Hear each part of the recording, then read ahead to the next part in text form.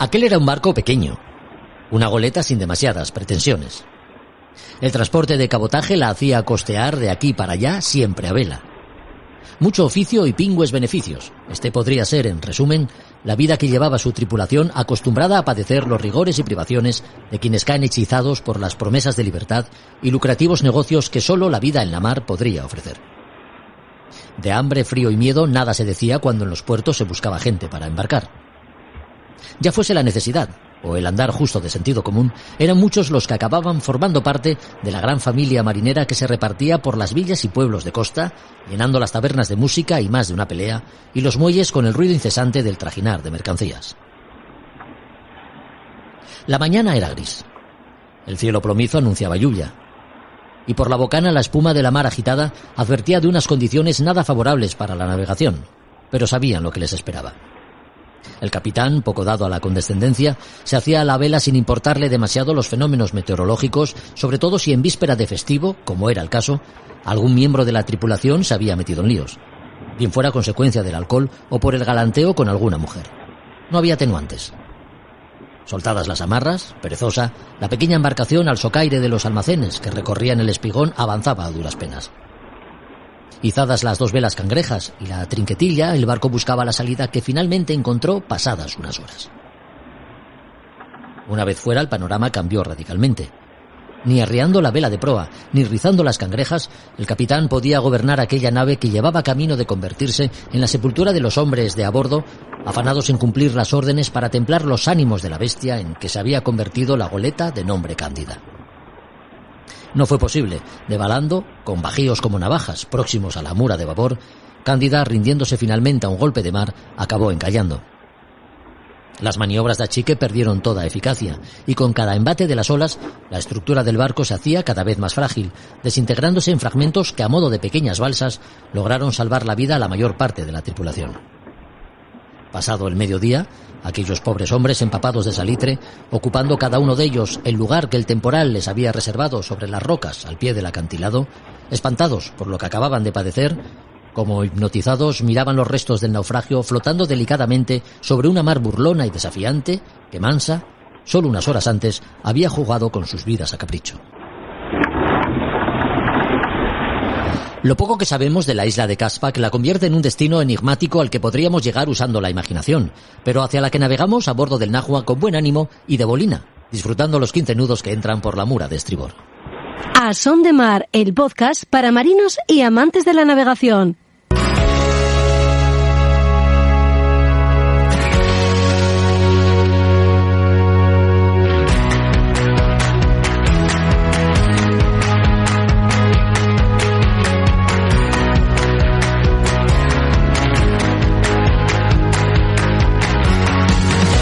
Hola a todos, bienvenidos. El podcast de hoy lo definiría como peculiar. Hablamos con José Antonio Alonso, antiguo armador de barcos de pesca, pero sobre todo operador de radio que fue en Radio Costera, antigua emisora que, como otras muchas repartidas por el litoral español, en Asturias recibía las comunicaciones de todo tipo que transmitían los barcos, bien fueran estas señales de socorro ante algún peligro o accidente, las propias del trabajo como eran las entradas a puerto, u otras de índole más personal como podía ser hacer llegar a quienes se encontraran navegando el nacimiento de un hijo o una hija, además de un montón de anécdotas e historias que José Antonio a sus 92 años se encargará de recordar para nosotros de una forma desenfadada como solo él puede contar.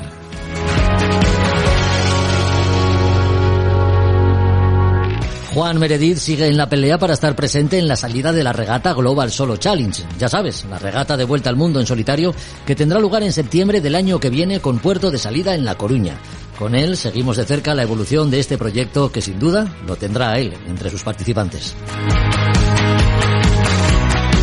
Las novedades editoriales de Librería Robinson y los aspectos a tener en cuenta a la hora de mantener en las mejores condiciones una parte tan importante del barco como es el timón, cosa que conoceremos de la mano de Roberto Álvarez Bucetas, completan el programa de hoy, que ya comienza.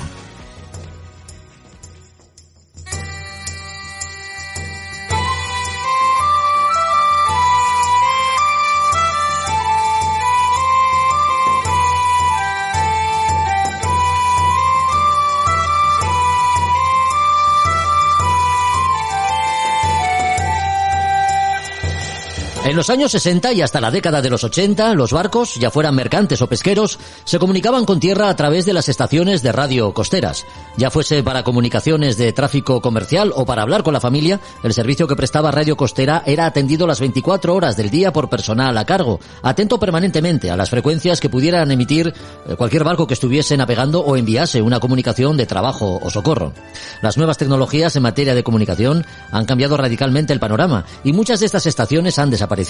Las que quedan han sido integradas en el servicio de salvamento marítimo. Pero sepamos algo más de cómo trabajaban aquellos profesionales encargados de las comunicaciones de todo tipo, las personas que eran en realidad los oídos del mar y su gente. José Antonio Alonso tiene 92 años y trabajó como operador de radio en una de aquellas estaciones que tantos mensajes recibió y emitió, siempre al servicio de capitanes en apuros y de los que no lo estaban, de marinos y marineros enfermos que necesitaban cualquier servicio de emergencia, o para transmitir buenas noticias como era el nacimiento de un hijo o una hija. José Antonio nos atiende desde su domicilio en el marinero barrio de Cimadevilla, origen de Gijón. ¿Qué tal, José Antonio? ¿Cómo está? Muy buenas. Perfectamente. Muy bien, José Antonio. Oiga, usted trabajó como operador de radio en una época en la que las comunicaciones no contaban con la tecnología de hoy en día. ¿Qué era la radio costera? ¿Cómo era aquel trabajo? Hombre, bueno, aquí el trabajo era, pues lo principal era atender a los pesqueros asturianos, sí, a todos, Por ejemplo, llamaban siempre sobre las 6 de la tarde, así, para decir que entraban a las 7:30, que necesitaba un aparejo, que necesitaba víveres para volver a salir y tal. Bueno, pues entonces nosotros llamábamos al armador, sí, hoy tal barco, el Begoña entra a tal hora, necesita un aparejo. Vale, pues muy bien. Ese era nuestro objetivo casi principal. Uh-huh. Y luego era los costeros de aquí que andaban, por ejemplo, ahora que viene un barco de 100.000 toneladas, pues antes venían 20 o 30 costerinos aquí a descargar. Aquí estaban en el muelle, sí, estaban en el muelle esperando cargar de carbón para marchar a Bilbao. Uh-huh. Y era la ruta de Gijón-Bilbao en los costerinos pequeños. Uh-huh. El Valentín Ruixenen, que era de Duro Felguera, me parece, siempre me llamó la atención a mí con lo que hay ahora. Sí. Resulta que el Valentín Ruixenen cargaba carbón siempre a Barcelona. Uh-huh. Y aprovechaba 15 días para cargar el barco, 15 días. Y no perdían dinero. Ahora, si tardan una hora más de la cuenta en descargar un barco, ya pierden dinero. No se comprendía, esto no se comprende. ¿Cuántos años trabajó usted en Radio Costera, José Antonio? En Radio Costera trabajé 26, 27 años, sí. ¿Y el sistema y las comunicaciones eran atendidas durante las 24 horas del día? ¿Cómo eran los turnos? De 24 horas del día. Me parece que yo entraba a las 10 de la noche, sí, y salía a las 9 de la mañana. Caray. Casi y de mediodía. 9 de la mañana a 10 de la noche, ¿no sabes? Pero sí, éramos 4, trabajábamos eso y librábamos un día entero o 2, muchas veces. Ya. Eso es. ¿Y había algún turno especialmente difícil o trabajoso? No sé si el de la noche era... Había el turno de más trabajo era por la mañana desde las 9 de la mañana hasta las 7 de la tarde, hasta las 7. Luego por la noche ya escuchábamos hablábamos con Terranova, estaban los bacaladeros, que había aquí bacaladeros de Bengoechea. Uh-huh. Bengoechea tenía bacaladeros trabajando en Terranova y pasaban las notas todos los días. Sí. Sí. Claro, lógicamente el turno de la mañana era el más trabajoso porque era cuando más mercancías se movían y cuando los barcos pesqueros faenaban, ¿no? Exactamente, ya. Sí, exactamente. Sí. Se movía siempre. Ya. Y lo demás muy bien. Lo demás estaba bien. Claro, de comparar ahora con antes, desde luego esto es terrible. Ya.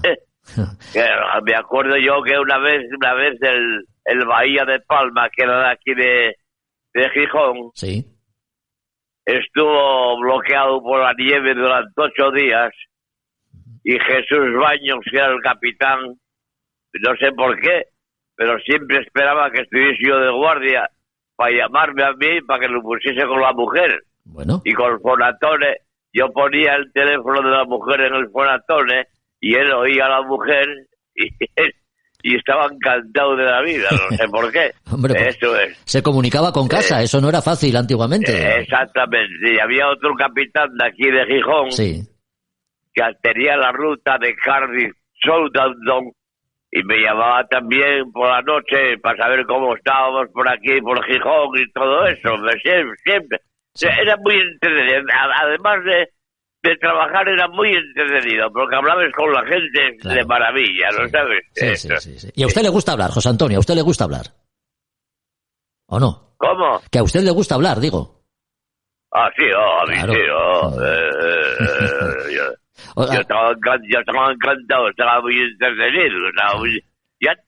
Ya te conté, me parece, que cuando estaba, porque yo era muy aficionado a oír la radio de por ahí, de todas las noticias por ahí, y un día localicé una emisora argentina, se puede decir, porque a estas horas, a esta edad, y entonces oí un anuncio muy bueno que decía: triquitré a su señora sin temor al embarazo, con Dones Menéndez.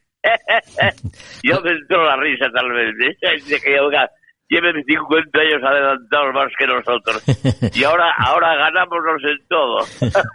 Claro, era una época en la que ese tipo de anuncios, ¿verdad?, resultaban un poco, cuando menos, no sé, extraños a los oídos españoles. Aquí nada más que hoy es siempre igual.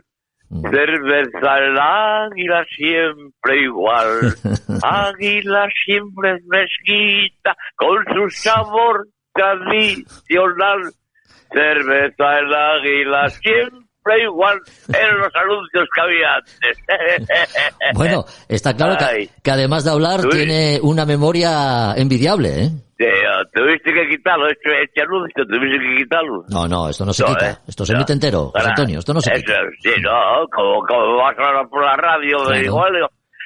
igual estoy anunciando, bueno, de anuncios, es que yo, cuando iba de fiesta, hacíamos muchas comidas. Sí. Y yo precisamente, cuando iba de fiesta, era el que hacía los anuncios cuando estábamos cantando y de repente decía: señoras y señores, ahora vienen unos momentos de anuncios musicales. Y entonces yo decía los anuncios. ¿Puedo decir alguno? Bueno, sí, claro que sí, por supuesto. Tenemos poco tiempo, también se lo digo, José Antonio, y quedan muchos temas por tratar.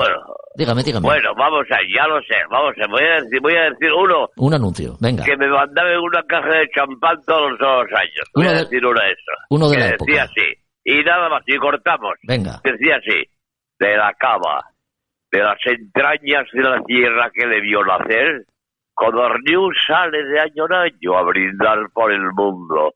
Coge tu copa, levántala al cielo, tu brindis es de Codorniu. Deja que choque el cristal al brindar. Bebe e invita a beber. Levantemos las copas, bailemos unidos, que corra la felicidad. Codorniu. Ay, y claro, la gente se volvía loca. Claro, Pocho, claro. Pocho, los anuncios. Y la marca le mandaba botellas, me dice. Sí, Bar Reventós me mandó una carta agradeciéndome que en todo el Smobers y todo eso hacía los anuncios de todos. Claro, bueno, de anuncios a barrer. Hicieronme copias por ahí de todo, sí. Yo era de los anuncios. Bueno, vamos a hablar de la costera. Sí, les hacía además una buena publicidad y con voz radiofónica. Vamos a hablar de la costera. Otro día que estaba de guardia, eran las 12 de la noche aproximadamente. Sí. Me llama el Blanca de C, que era de don Julio Paquecanga. Me llamó: Pocho, Radio Costera de Gijón. El Pocho, ¿estás tú? Sí, estoy yo, sí. Oye, está habiendo un terremoto en estos momentos, estaba atracado y tengo que salir a la mar, por si acaso. Y yo llamé, fue el primero que se enteró aquí para vivir en España, de que había un terremoto en la Gadina. Y entonces llamé al comercio y agradecieronmelo mucho. Eso es. Sí. Oiga, recordemos que antaño, José Antonio, los barcos tampoco contaban con la asistencia sanitaria con la que cuentan en la actualidad. ¿Cómo se gestionaba una urgencia de este tipo? Los barcos antes no contaban con nada. Ya. Porque una noche que me tocó a mí de una tormenta terrible, el Elorrio fue en Santander, se perdió allí en el Pedrero, y yo llamando a la central de Madrid, que el Elorrio estaba en el Pedrero, que sabe si se podía hacer algo por él. Y acuérdame que llamé a don Juan Álvaro González, estos viven aquí todavía.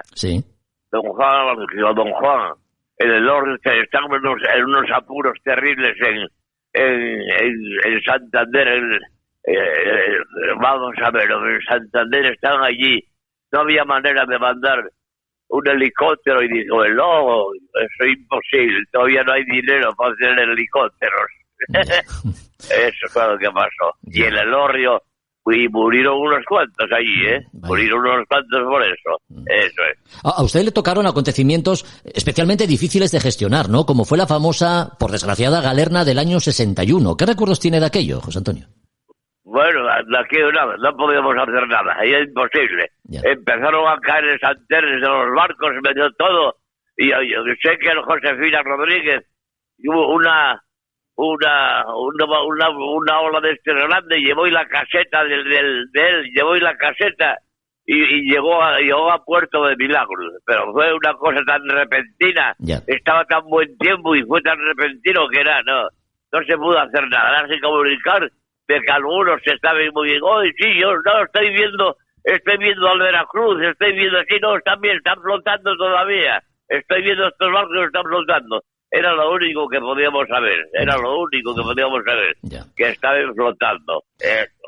92. Y cuando por ejemplo, un barco se le fallaba el motor, o se enrollaba el aparejo en la hélice, pues nosotros sabíamos en qué playas estaban pescando, cada uno casi. Entonces llamábamos al más cerca, nosotros teníamos el Gómez Pinzón. En aquella época yo ya tenía el Gómez Pinzón. Y entonces llamábamos y los barcos uno a otro siempre se ayudaban. Iban a remolcarlos hasta Puerto. Eso es. Sí. Además estaban de maravilla. Era un trabajo entretenidísimo. Era un trabajo de maravilla. Claro. Lo que pasa es que como librábamos tanto... Vamos a ver. ¿Qué más? Había mucho más. Sí. Bueno, de hecho, José Antonio, las cosas han cambiado mucho, ¿no? Las cosas. Muchas incluso para mejor, ¿no? Como los protocolos de seguridad marítima. Pero otras, sin embargo, han ido a menos. Porque usted recuerda las fantásticas costeras de besugo que se daban en Asturias. ¿Cómo eran aquellas costeras de besugo? No. Bueno, aquellas costeras de besugo era que en la época de besugo venían barcos franceses y de Pasajes y de Bilbao, venían a pescar aquí al norte de Cudillero, venían a pescar y marchaban cargados todos de besugo en su época. Claro, venían en su época a pescar. No es que venían ahora y mañana otra vez, no, venían, pues el mes de noviembre son los besugos, pues venían en el mes de noviembre barcos de todos los tipos, Ya. Con lo caro que está el besugo ahora, Con lo caro que se ha puesto el besugo. Bueno, claro, acuérdame yo, en el 82, estaba yo en la costera en el 82 y estaba preparando los papeles para dejarlo ya, y me llamó el barco, estaba yo de guardia, y me llamó el barco, digo, lo Gómez Pinzón, y me dijo, José, acabamos de pescar 20 cajes de besugo. Me cago en 10. Familia, fueron las últimas 20 cajes que se pescaron de besugo. De una tirada, de una tirada. Sí. Eso es. En el año 82. Usted me habla del Pinzón porque además, para quien no lo sepa, es un barco del que usted fue armador junto con otros barcos como fue Siempre Paz y Bello 1, es decir... Exactamente, sí. Eduardo Menéndez, que trabajaba conmigo, para que lo sepas, vamos a ver. Sí. A mí de pequeño llamábame Pocho, Pochín. Sí. De mayor Pocho y de bueno Pocho me llamé. Pero había otro que éramos socios los dos, de que nos conocíamos desde pequeños, que era Pichi. Sí. Y nosotros éramos Pocho y Pichi. Sí. ¿Te das cuenta? Y por ese nombre los conoce todo Candás, todo Luango, todo Avilés. Sí, está Pocho y Pichi en la costera. Estamos aquí. Pichi. Y en el año 69... Sí. Él y yo compramos un barco en Cádiz, que fue el Pinzón, porque ya estábamos acostumbrados a hablar con ellos, pues Dios nos por meternos en este berenjenal. Ya. Y compramos un barco que se llamó el Pinzón. Y nada más llegar al musel, los ponedores del pescado y eso, me dicen, ¡ay! ¡Ahí viene la Pantoja! ¡Mira la Pantoja! Y pusieron el monte de la Pantoja, el barco. ¿Y por qué lo llamaban la Pantoja, José Antonio? Porque venía del sur, venía de Cádiz. Ponía el monte de la Pantoja y te quedó y la Pantoja. Sí, la retranca que había en los puertos. Y no solo con la pesca estuvo relacionado usted, porque como radiotelegrafista, el trabajo en torno al trasiego del carbón, su carga y transporte, también era importante en los puertos y en las comunicaciones que mantenían. Sí, claro, sí. Nosotros decíamos ya, por ejemplo, los Ojeda tenían unos cuantos barcos que venían todos los días de Gijón, Bilbao, Gijón, Bilbao, era continuo. Entraban lo menos 50 o 60 barcos todos los días. Claro, es exagerado. Y aquí en el muelle de Gijón estaba el cargadero de carbón y había 4 o 5 barcos siempre esperando cargar. Claro. Sí. Claro. Las comunicaciones eran continuas, José Antonio. ¿Qué más anécdotas nos puede contar de aquella época? Eran continuos. Las comunicaciones eran continuas, sí. No tenía uno un minuto de descanso, pero bueno, lo pasaban bien, ¿no? Como nos dice. No, pasábamos lo mismo. Había rutes que eran todos los días, también otros barcos que venían de Santander con blenda cruda, blenda tostada, no sé cuánto, bueno, pues vamos a ver, hay algo más. También otra cosa. Sí, dígame. Aquí la casa consignataria de Álvaro González tenía el Santo Domingo que iba a América. Iba a América, el Santo Domingo. Y entonces había algunas veces que lo cogíamos nosotros a medio camino. Pero cuando ya pasaba para Videa, don Juan Álvaro González, vivía en Somió. Y para Videa tenía una emisora más potente que la nuestra. Y había veces que nos llamaba y decía el José Antonio, está llamando el Santo Domingo. Me cago en 10, pues no lo oía yo. Y va, y afinaba bien el receptor y oíalo. Pero dije, este don Juan tiene una emisora más potente que nosotros. La antena había vivía en Somió más altura que nosotros. Y cogíalo bien. Y llamábame, José Antonio, está llamando el Santo Domingo. Bueno, muy bien. Y ahí contestaba yo. José Antonio, entre las muchas comunicaciones que usted mantuvo, una de ellas, fue con algún famoso, ¿no? De hecho, el famoso actor Roger Moore tuvo que llamarle a usted por una avería, me parece. ¿Quién? Roger Moore. No, Roger Moore, sí. Venía en un yate con 2 personas más y una. Sí. Y entonces llamó que estaba por Cabo Peñas con una avería terrible. Entonces yo sabía que el Buta 4, porque había Buta 1, Buta 2, Buta 3, Buta 4... Barcos caseros, recordemos. Era de Oviedo. El Buta 2 era el Buta 2, seguro. Sí. El capitán era de Oviedo. Entonces conecté con el Butadós y dije que estaba un yate en el museo, aquí del norte de Cabo Peñas, en riesgo de hundimiento. Y entonces fue y lo remolcó hasta aquí, hasta el museo. Uh-huh. Y entonces vino un día a la costera, preguntó por mí Roger Moore. Era que estaba haciendo películas del Santo. Sí, Roger Moore, sí. Preguntó por mí. Uh-huh. Dame las gracias y un cantado de la vida. Uh-huh. Yo como si hubiese hecho una proeza, ¿vale? Desde luego. Después, otro barco. Sí. Otro barco tenía un hombre enfermo que daba en ataques y temblores y la fiebre terrible. Entonces llamó y no había barcos de decir asistencia sanitaria ni nada, ¿no sabes? Sí, sí. Y entonces, ¿qué hago yo? Oye, sí, ¿venís camino de Gijón?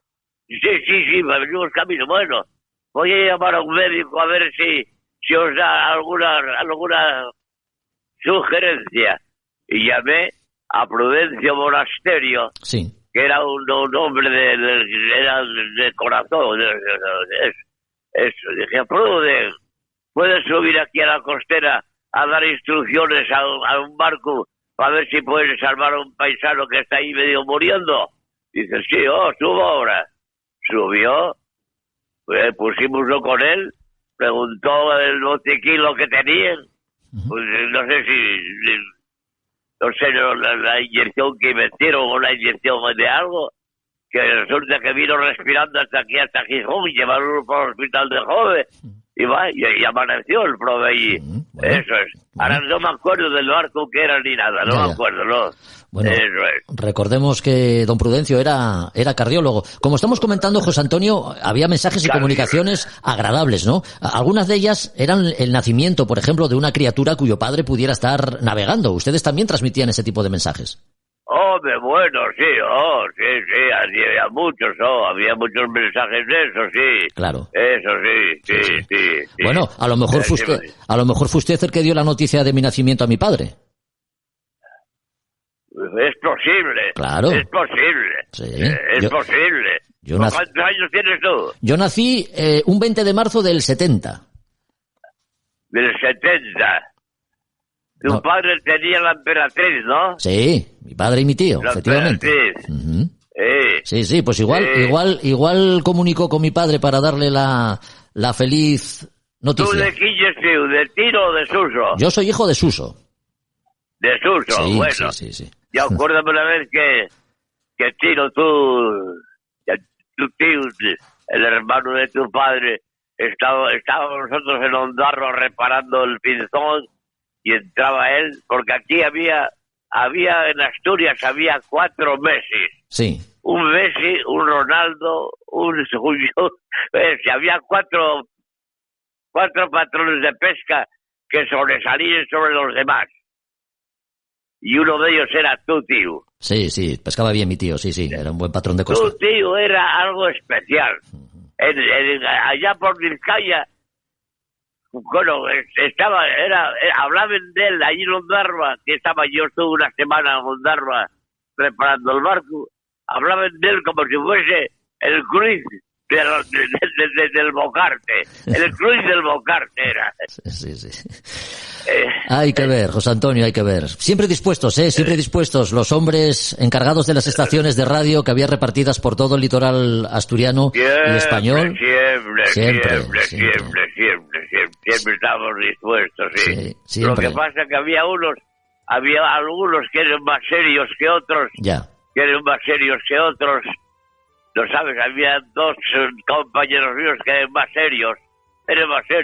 Yo cuando pasaba un barco argentino por aquí de frente y que hablaba conmigo, Radio Gijón, que no sea Gijón, aquí fulano de tal. Hombre, ¿qué pasáis? Yo, ¿a dónde vais? Vamos para Argentina. Ah, muy bien. Y cantaba ellos un tango. Y dámeme las gracias a todos. Hombre, muchas gracias.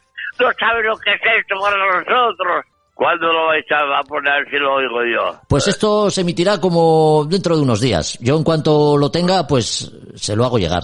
No se preocupe por eso. Bueno, ¿de acuerdo? Bueno, me avises el día y la hora, vale. Por supuesto que sí. Un abrazo muy fuerte. Vale, gracias, Aldi. Adiós, José Antonio, adiós.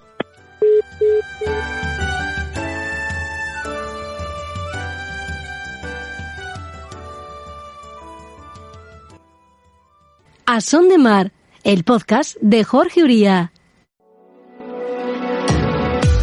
La aventura oceánica de Juan Meredith.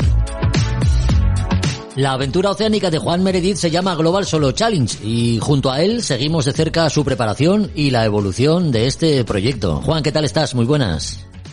Muy bien, muy bien. Un poco hablo de nariz, perdonadme pero la alergia nos ataca a todos, así que, pero vamos, encantado de la vida, y más estando con vosotros. Muy bien, muy bien. Estamos en época de alergias, así que tú tranquilo, esto pasará.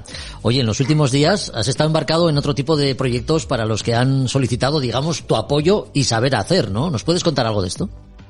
Bueno, pues sí, ha sido un poco aquí te pillo, aquí te mato, pero Aina Bauzas, la chica que nos acompañó en las 300 millas a 3, a Joaquín y a mí, pues se encontró de repente que tenía que correr el europeo. Bueno, de repente no, porque ya lo sabía, pero sí. Iban a hacer el europeo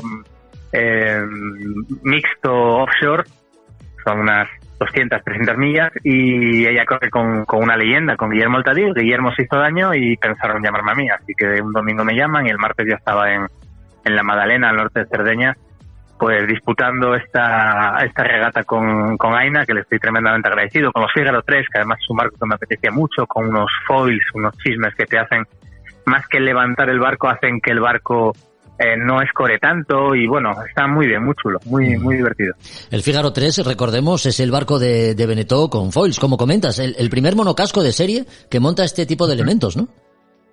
Sí, tenía verdaderas ganas, porque bueno, como sabemos, corrí la Fígaro en el Fígaro 1, sí. Pude navegar un poco en el 2 y el 3 no lo había catado todavía. Y es muy interesante, es un diseño de Verdier, un diseñador francés que hoy por hoy es punta de lanza, y estos foils, llamémoslos foils, que están invertidos, lo que hacen es que cuando el barco escora y ellos apoyan, realmente hacen que le dé mucha potencia. Entonces, sin necesidad de tanques de agua, bueno, pues llevas un trapo muy cómodo y el barco se aguanta muy bien. La verdad es que muy, muy divertido, es rápido, sí. Además. Pequeñito, 10 metros, no llega, pero muy bien, muy bien. Juan, ¿y cómo va tu Class 40 de cara a la preparación de la Global Solo Challenge? ¿Evoluciona favorablemente? Siempre damos pasitos adelante. Sí, estoy muy contento porque me siento muy verde. Y no en sentido raro, sino que por fin me han llegado los paneles solares que tanto necesitaba y tanto deseaba, ahora estando en Italia, y los tengo que instalar. Estoy muy, muy contento, porque realmente ya no solamente como pose cosmética, sino pues como realidad. Oye, cuanto más limpios seamos, cuanto más limpios, no hay que ser limpios realmente, porque por detrás viene mucha gente y tenemos que intentar dejar la mar y la tierra, oye, como nos la han dejado a nosotros, no mejor, porque tampoco estaba muy bien. Así que estos paneles para mí son fundamentales, porque la generación de energía a bordo, como bien sabes, en solitario es fundamental. Y yo ahora mismo, por desgracia, tenía que tirar todo de combustible, de gasoil. Sí. Y ir echando humo por detrás no es divertido. Ya. Así que ahora, pues con casi 750 vatios que voy a tener nominales, ¿no? Que voy a poder tener las baterías, en principio, bueno, voy a tener una ayuda importante. No es suficiente para una regata vuelta al mundo, porque si tienes días que no hay sol no tienes forma de generar, pero bueno, eso será el siguiente paso, intentar ir a un hidrogenerador y avanzar un poco en esta línea, ¿no? De una economía azul, una economía verde, como queramos llamarla, pero sobre todo algo que sea sostenible. Sí, hablamos cada vez más, efectivamente, de economía azul, economía circular, y este tipo de regatas de vuelta al mundo parece que cada vez están como más implicadas, ¿no? También en este tipo de cosas, con una filosofía como muy, muy ecologista, implicando a los participantes en esta filosofía, en esta manera de ver las cosas. Pues tengo que decir que, insisto, más que cosmética, Marco Nanini, cuando creó la regata, la Global Solo Challenge, una de las ideas claras y práctica que tenía es precisamente esta idea de economía circular, de economía azul, ¿no? En el cual estamos utilizando barcos, pues el mío es del 2008. Y eso es muy importante, ¿no? ¿Qué sería de nosotros, no? Si solo valiera lo nuevo. Claro. Entonces, esa parte es importante, ¿no? El poder optar a una competición de este tipo, que por cierto, hay una gran novedad, y es que hoy se ha hecho público y no me atrevo a decirlo, no voy a meter la pata. Ya somos 48. Sí. 48 inscritos. Hay un inscrito últimamente, un inscrito más. Sí, y un chico americano. Bueno, somos muchos, y todos estamos un poco en esa línea, ¿no? Precisamente él va con un barco que tiene ya unos cuantos años, que parece ser que tiene bastante preparado ya porque lleva años navegando con él. Y eso es muy importante, ¿no? Intentar tirar de lo que tenemos, pues lo que lo hacían nuestros padres también. En vez de ir y tirar del Amazon de turno y tenerlo todo nuevo, pues reparar lo que hay y darle una segunda, tercera, cuarta vida hasta que realmente ya no tenga más e intentemos reciclar lo que haya, ¿no? Muy bien. Así es, y la implicación, si ya es grande, la implicación de un tripulante, de un patrón, digamos, con su barco cuando va a dar la vuelta al mundo, cuando estamos hablando de este tipo de cosas, pues parece que más todavía, ¿no? Hay una parte, fíjate, que no pregunta la gente. Si hablas a los niños, a todos les entusiasma los temporales, si ves tiburones o demás. A los mayores les suele llamar mucho la atención cómo duermes, ¿verdad? Pero nadie se plantea cómo en 120, 130, 140 días, ¿qué haces con la basura? Es verdad. Y eso es muy, muy importante que nos lo planteemos. Ese trabajo hay que hacerlo ahora. Es decir, ¿qué tipo de envases vas a llevar? ¿Cómo vas a acumularlos? Porque lo que no podemos hacer es dejar envases ahí. Yo estoy seguro que ninguno lo va a hacer. Yo no lo voy a hacer. Entonces, ¿cómo lo haces para que sea higiénicamente mantenible, también a bordo? Y todo eso es un trabajo de día a día, ¿no? De ir viendo, bueno, pues vamos a intentar tirar por este tipo de comida, evidentemente lo que sea biodegradable de verdad, no de nombre, no de verdad. La cáscara de plátano, bueno, pues podremos tirarlo al agua.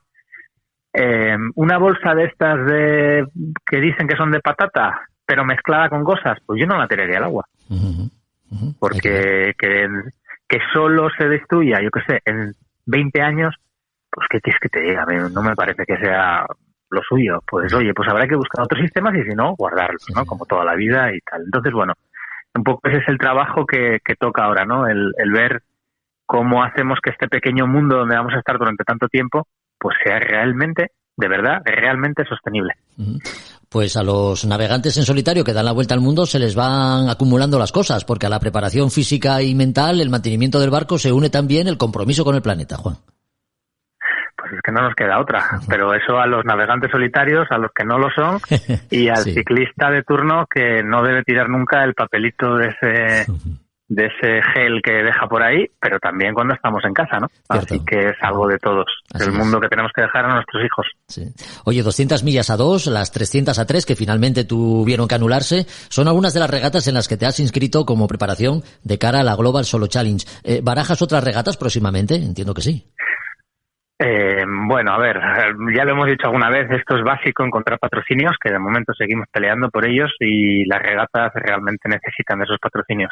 ¿Qué vamos a hacer? Porque no podemos estar parados. Antes hemos dicho que vamos buscando otros sitios, ¿no? Donde medirnos y probarnos y aprender también. Va a haber sorpresas y a mí siempre me ha apasionado el tema de los récords y quiero afrontar algún récord que anda por ahí y que hay que hacer. Eso me va a permitir, bueno, pues seguir entrenando, me va a permitir generar un contenido que es muy importante, pues para que todos los que nos oyen sigan, bueno, creyendo en el proyecto conmigo y viendo novedades y aparte es muy divertido. Luchar contra el reloj es entretenido. De regatas hay una lista, pero dependerá, soy sincero, de las posibilidades económicas que vayamos teniendo. Los récords sí, los récords hay que afrontarlos porque están para eso. Va a haber sorpresas, estaremos esperando por ellas, así que te emplazamos para otro capítulo, ¿eh? Sí, hay que esperar por ellas porque muy, muy pronto habrá sorpresa en ese sentido, pero veremos a ver qué récord vamos a afrontar o qué récords vamos a afrontar y serán divertidos. Pues nos lo apuntamos y esperemos que lo compartas con nosotros. Juan, un abrazo muy fuerte. Otro para vosotros.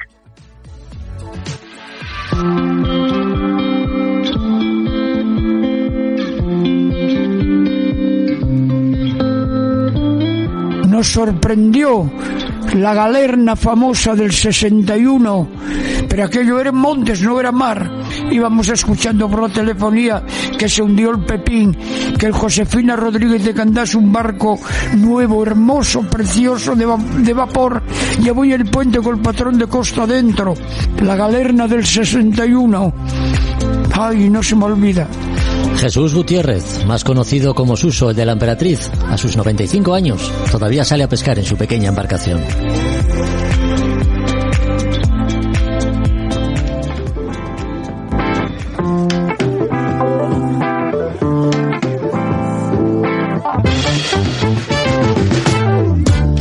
Ya sabéis, quienes nos seguís habitualmente, que en A Son de Mar siempre reservamos unos minutos para hablar de literatura náutica, que en esta ocasión tiene además que ver con la historia. Porque de la mano, una vez más, de Juan Melgar, nos acercamos a la librería Robinson y trasteamos entre sus estantes, a ver qué encontramos. ¿Qué tal, Juan? ¿Cómo estás? Muy buenas. Hola, Jorge. Un placer estar aquí de nuevo. Los trabajos y los días de mar, escrito por Beatriz Sanz Alonso. Es el primer título de hoy que parece decirnos ya algo. Pues sí, como el título es bastante descriptivo de lo que es el libro. Es un poco un libro al hilo de, puede recordar un poco similar a uno que comentamos de Marcelino González Fernández, yo creo que la última que intervine, sí. Y de hecho está prologado por él, está prologado por Marcelino, y es un libro que hemos publicado nosotros, y fue el ganador de la última edición de nuestro premio de Historia Naval, que hacemos junto con la Fundación Álvaro González, el premio Juan Álvaro González, de Historia Naval. Ajá. Con lo cual tiene su conexión asturiana y gijonesa. Sí. Este fue el trabajo galardonado con el primer premio.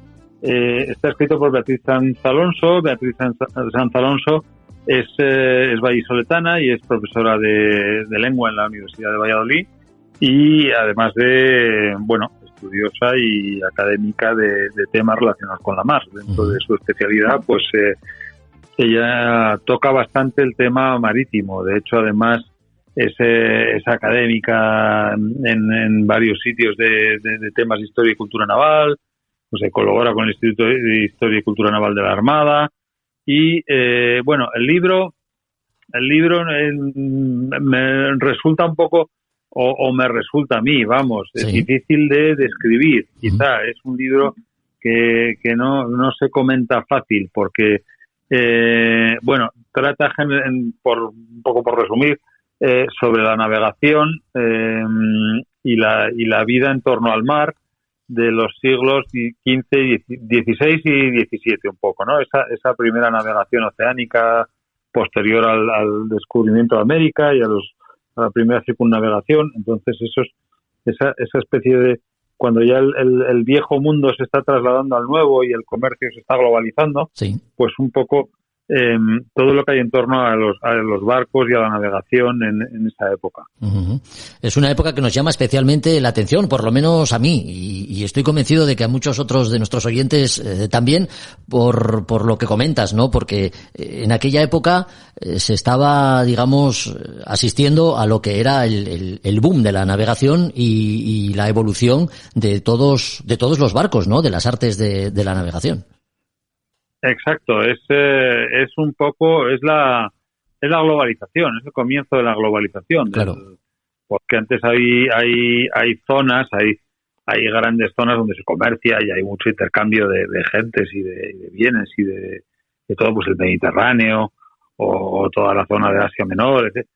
Pero esto ya marca un poco el comienzo de esto, del comercio y de todo, a escala global, y de todo el intercambio, no solo el comercio, pues sino el traslado de poblaciones enteras, porque al final, pues oye, ahí está, y es indudable, pues que toda esa huella hispana que hay en América, pues llegó por mar, llegó en estos barcos, y es la manera en que se ha conectado el mundo desde entonces. Sí, algo en lo que hacemos también hincapié muchas veces, en la dureza que tenía la navegación en esa época, ¿no? Siglos XVI y XVII estamos hablando, cuando se pasaba Se pasaba frío, se pasaba hambre, la incertidumbre era total cada vez que alguien se hacía a la mar, y todos esos componentes son los que realmente hacen de esa época algo especialmente atractivo cuando hablamos de navegación. Imagino que es algo que refleja la autora en este libro, claro. Sí, exacto. Todo lo que es el ambiente, bueno, también, y todo, cómo se marinaban esos barcos, esas naos, todo lo que iban descubriendo. Es un libro que además va citando también un poco cosas de la época, cronistas de la época también. Te da mucha información sobre pues qué llevaban, por ejemplo, qué tamaño, qué envases y qué productos podía haber en la carga. Luego todo tipo de cosas que realmente a veces, claro, es un mundo tan amplio que no paras a pensar en la cantidad de detalles y de cosas que puede haber. Y aquí la verdad es que hay mucho detalle y mucha información interesante. Sí. El libro viene también ilustrado con sus ilustraciones a color y la verdad es que ha quedado bonito, la verdad. Estamos muy contentos con cómo ha quedado. Los trabajos y los días de mar de Beatriz Sanz Alonso, que como nos comenta Juan, ha sido premio Historia Naval de la Fundación Álvaro González. Una novedad novedosísima, por decirlo de alguna manera, porque no aparece ni en vuestra página todavía. A día de hoy todavía, a lo mejor hasta que no se actualice la web no va a salir, con lo cual está ahí, bueno, los oyentes podrán dentro de nada ya aparecerá. Bueno, Estamos terminando nos gusta traer los libros a comentarlos contigo lo más calentitos del horno posible. Sí, claro que se agradece, como este otro caso, este otro título que nos traes, Lanchas torpederas en la Gran Guerra, de Cristino Castroviejo, que también es una novedad reciente. Sí, también. El libro es nuevo, novísimo. Sí, como su propio título indica, habla sobre las lanchas torpedas en la Gran Guerra. Cristino Castroviejo, para el que si no lo saben los oyentes, bueno, es un suboficial de la Armada, ya en situación de retiro, o en reserva, yo creo que son. Pero bueno, es un gran historiador y un gran, un conocedor de lo que es la historia naval. Sí. Vamos, que a todo el que haya tenido la suerte de hablar con él, su nivel de conocimiento es pasmoso, vamos, o sea, es de una profundidad que asombra, vamos. Nosotros tenemos la suerte de que viene por aquí por la librería también con frecuencia y comentamos y hablamos de historia, y la verdad es que tiene un conocimiento fuera de lo común. Y en este caso, una de sus áreas con la que más disfruta él escribiendo, y de la que ya ha sido autor en otras ocasiones, es sobre el mar en la Gran Guerra, en la Primera Guerra Mundial, que es francamente un periodo desde el punto de vista naval interesantísimo, porque ya es el comienzo donde se dan a conocer o ya se ven en acción cómo se comportan pues numerosas armas novedosas, ¿no? Pues sí. Sin duda el gran protagonista de los nuevos protagonistas de esa guerra al mar es el submarino, pero tampoco le va a la zaga este tipo de embarcaciones menores que bueno, son embarcaciones rápidas, armadas ligeramente, pues que buscan pues ir rápido y dar su golpe preciso y salir corriendo, porque no son como acorazados que pueden aguantar ahí pues cañonazo limpio contra otras unidades mayores, sino que buscan eso, el infligir el mayor daño posible rápidamente, pues con armadas con sus torpedos, lanzan sus torpedos y vuelven corriendo. Destacaron mucho en esta época y sobre todo los italianos. Hubo ahí mucha acción al respecto en el Mediterráneo. También luego hubo en el Mar del Norte contra alemanes, ingleses, franceses, etcétera. Pero es quizá por destacar algo, son los italianos los que más destacan en este tipo de lucha en el mar. Y el libro la verdad es que tiene narraciones trepidantes de acciones con lanchas torpederas, porque claro, son acciones muy rápidas, muy de pues como de comando, como si dijéramos. Sí.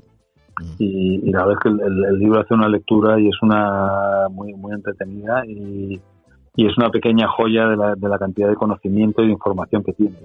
Sí, porque cuando hablamos de Cristino Castroviejo, más que hablar de libros, estamos hablando de exhaustivos estudios, ¿no? De temas que maneja a la perfección. Sí, él maneja a la perfección de pues qué títulos tiene con nosotros, por ejemplo. Ha colaborado para publicar dos volúmenes muy especiales, que han sido los de la Armada Española en la posguerra. Sí. Que yo no sé si llegamos a quizá comentar aquí alguna vez, pero son trabajos sobre cómo, pues un poco la Armada, cómo queda después de, pues una vez que se acaba el enfrentamiento, ¿no? Al terminar la guerra, pues muchos barcos están como estaban, en un estado de deterioro, con daños de los combates, etcétera, y cómo esa Armada de la posguerra se va recuperando. Entonces su colaboración, bueno, lo hizo con más autores, pero vamos, es esencial, y es un conocedor de lo que es la historia naval asombroso. Bueno, pues dos estudios históricos es lo que hemos tenido hoy. Uno centrado en los siglos XVI y XVII y el otro que hace referencia a la Gran Guerra, la Primera Guerra Mundial. Los trabajos y los días de mar de Beatriz Sanz Alonso y las lanchas torpederas en la Gran Guerra de Cristino Castroviejo. Los libros que nos ha traído para hoy Juan Melgar, que antes de despedirte, Juan, recuérdanos qué podemos hacer para adquirir alguno de los libros en vuestra librería. Pues mira, este mes de final de mayo, principios de junio, sí. Además de lo habitual, que es venir a nuestra librería o pedirlo por internet, vamos a estar en la Feria del Libro de Madrid. Muy bien. Que todos aquellos que visiten Madrid o que vivan en Madrid o se vayan a pasar por la feria, pues si lo quieren estaremos en la caseta 65 durante toda la duración de la feria. Pues si me coincide... También, si nos quieren hacer Digo que si me coincide... ¿Algún encargo especial? Sí. Si quisiera alguien hacernos un encargo especial, sí, pues también nos lo puede pedir y se lo llevamos a la feria encantados. Bueno, pues lo que decía, si me coincide estar por Madrid en esas fechas, no dudes que os hago una visita. Un abrazo, Juan. Perfecto, muchísimas gracias. Hasta el próximo episodio, adiós.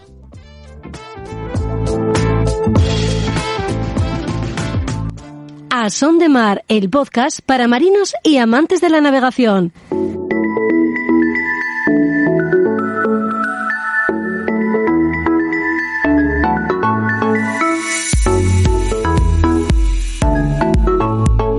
Parece que vuelven las interacciones de orcas con los timones de los barcos. En el mes de abril, sin ir más lejos, se registraron 2 casos en aguas de Barbate. Pero no vamos a hablar los próximos minutos de estas interacciones. Hablamos con Roberto Bucetas del timón, parte fundamental si queremos tener control sobre el gobierno de un barco. Roberto, que ya está al teléfono. ¿Qué tal, Roberto? Muy buenas. ¿Qué tal, Jorge? Buenos días.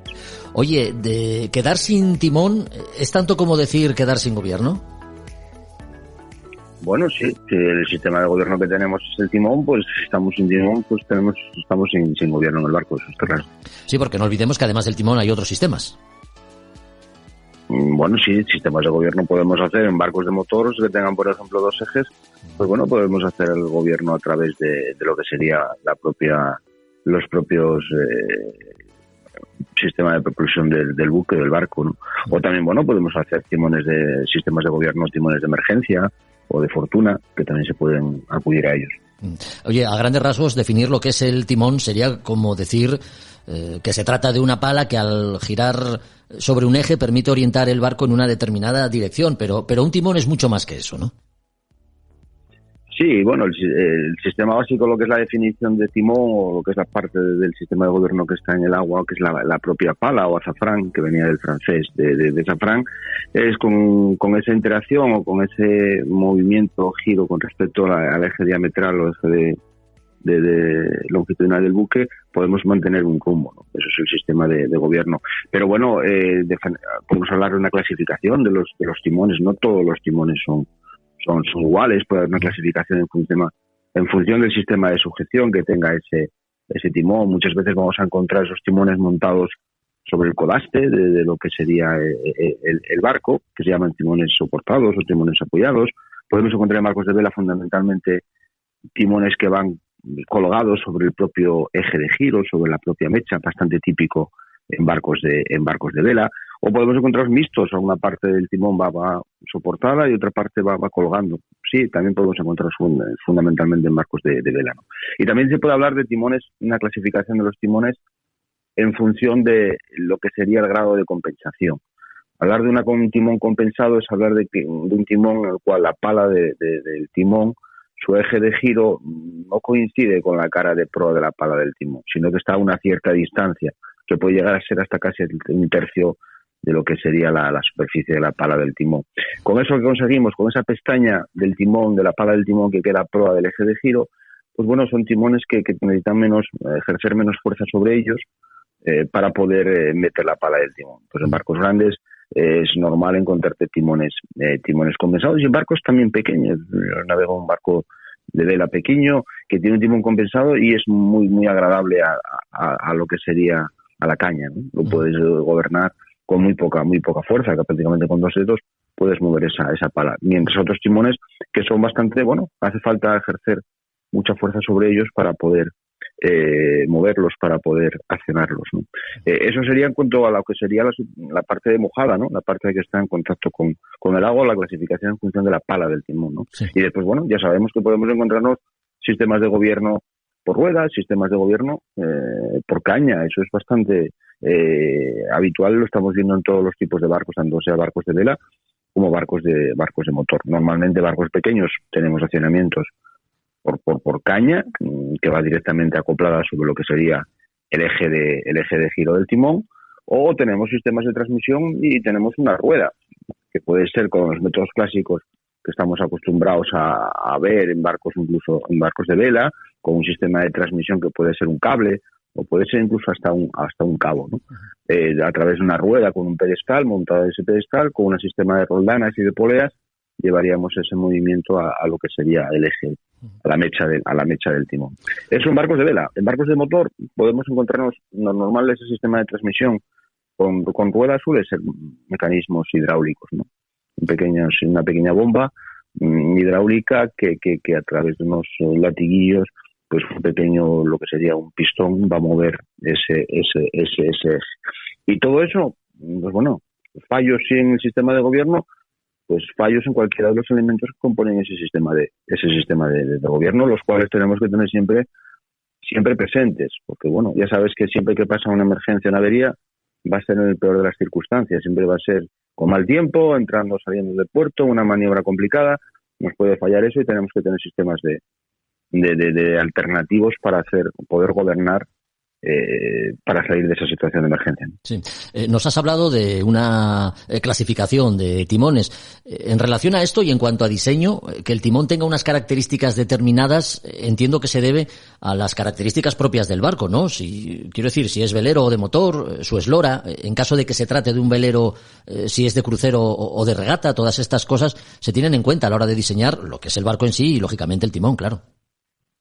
Por supuesto, no es lo mismo un timón para un barco de vela de crucero que puede ser normalmente mejor soportado, montado sobre lo que sería el codaste en el caso de que tenga ese sistema, ese barco, o un barco de regatas que tenga un timón muy fino, muy profundo, con unas formas hidrodinámicas de menor resistencia al avance.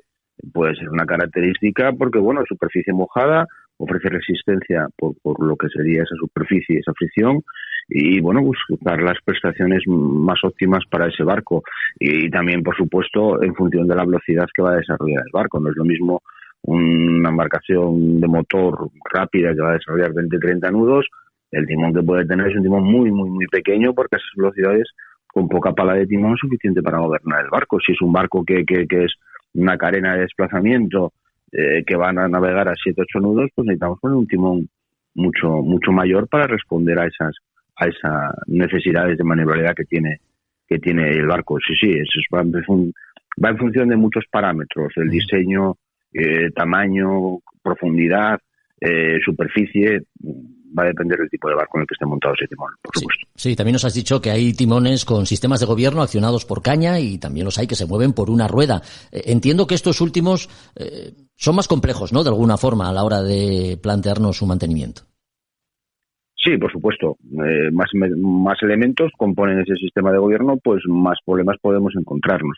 Bastante típico, a lo mejor, que puedan ser problemas que puedan tener, por ejemplo, un barco de vela que tenga ese sistema con rueda, pues todo el sistema de transmisión a través de poleas, a través de roldanas, muchas veces ese sistema pierde tensión, ese cable o ese cabo puede salirse de lo que sería ese reenvío, esa roldana, y si se sale del reenvío, pues podemos tener un problema de que quedemos sin gobierno.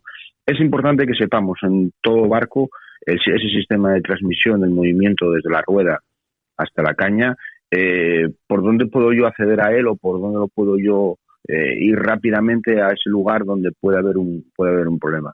Tengo que tenerlo bastante claro, tengo que haberlo mirado con antelación antes de que se me pueda producir un problema y revisar la tensión de ese sistema previamente a salir a la mar, porque suele ser un fallo bastante habitual en este tipo de gobiernos. En sistema de gobiernos por rueda, con sistemas de transmisión por hidráulica, pues puede romper un latiguillo de aceite y sería quedarnos sin gobierno. La normativa en cuanto a equipo de seguridad nos obliga a tener medios de emergencia para el gobierno de la embarcación, ¿vale? Alternativos, es decir, se exige en barcos pequeños tener un timón, un remo, para poder montarlo de una forma rápida en la popa y poder salir de una situación apurada.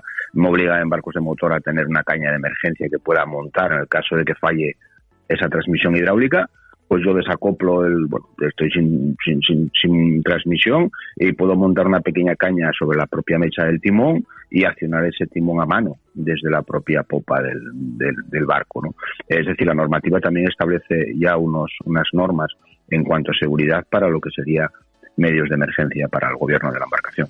Bueno, pues llevamos algunos podcasts hablando de los apéndices que sobresalen del casco en su obra viva, como es el caso de la orza, la hélice y, por supuesto, el timón. Hoy le ha tocado precisamente el turno a este último y hemos hablado de ello, una vez más, con Roberto Álvarez Bucetas, a quien de nuevo agradecemos su presencia y que haya compartido estos minutos con nosotros. Gracias, Roberto. Hasta el próximo episodio. Gracias a vosotros. Un saludo, buenos días. Bueno, pues hasta aquí un nuevo episodio, como decimos, de A Son de Mar. Volvemos en 15 días. Recuerda que si te gustan nuestros contenidos, puedes compartirlos en redes sociales o en cualquiera de las plataformas que emplees para escucharlo. Síguenos en Instagram como A Son de Mar Podcast. Hasta el próximo programa. Adiós. A Son de Mar, la náutica en un podcast. Desde el sur global nos mudamos al norte para buscar una vida mejor. Y ahora en podcast te contamos nuestras experiencias y aportes al país al que llegamos. Esto es Escucha Migrante, el podcast de la cultura en movimiento.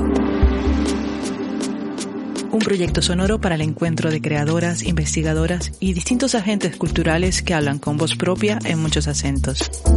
Hola, soy Dagmari Oliver Graterol y seré tu anfitriona en los episodios conversacionales. Yo soy Mili Matos y seré la voz que te acompañará en los episodios narrativos. En esta primera temporada escucharás relatos que tienen a la migración y a la cultura como espacios de creación, convivencia y resistencia desde España. Síguenos, activa las notificaciones y comparte con el hashtag Escucha Migrante. Este es un proyecto beneficiario de las ayudas para la promoción del sector del videojuego, del podcast y otras formas de creación digital convocadas por el Ministerio de Cultura y financiadas por la Unión Europea Next Generation EU, con el apoyo de Yo Soy el Otro, Asociación Cultural.